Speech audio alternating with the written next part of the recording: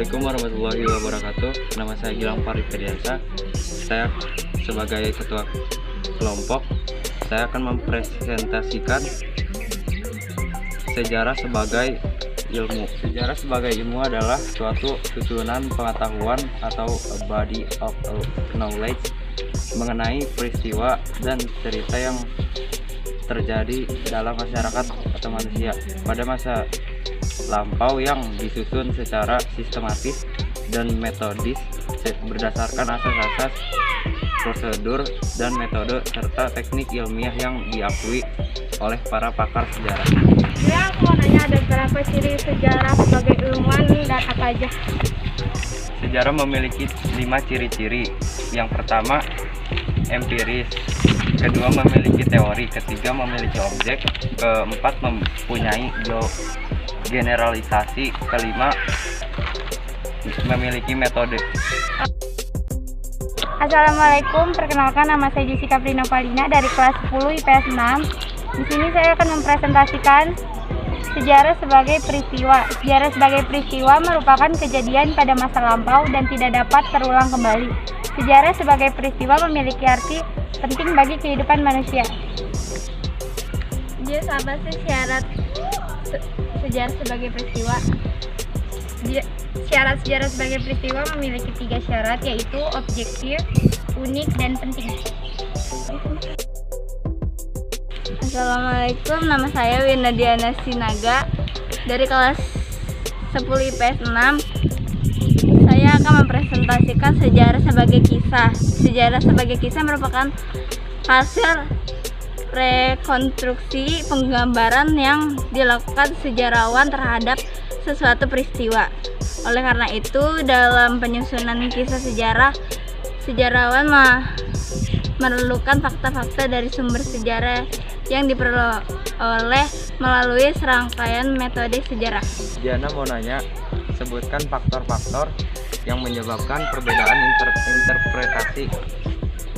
Faktor-faktor ada 5: kepentingan, kelompok budaya, pemberhandaraan pengetahuan, kemampuan berbahasa, nilai-nilai. Assalamualaikum, perkenalkan nama saya Rahmatina dari kelas 10 IPS 6. Saya akan mempresentasikan sejarah sebagai seni. Sejarah sebagai seni, sejarah mengutamakan nilai etika. Menurut Mendes, sejarah adalah pengetahuan tentang rasa. Sejarah tidak mempelajari segala yang bergerak karena berubah atau yang tampak diperlukan, tetapi juga mempelajari notifikasi yang mendorong terjadinya perubahan bagi pelaku sejarah. Apa saja unsur sejarah sebagai seni? Unsur sejarah sebagai seni ada 4: intuisi, intimilasi, emosi, gaya bahasa. Assalamualaikum warahmatullahi wabarakatuh. Nama saya Dila Dinda Deila, kelas 10 IPS 6. Saya akan mempresentasikan tentang cara berpikir diakronik dalam karya sejarah. Diakronik dapat diartikan suatu peristiwa yang berhubungan dengan peristiwa-peristiwa sebelumnya dan tidak berdiri sendiri atau terjadi secara tiba-tiba.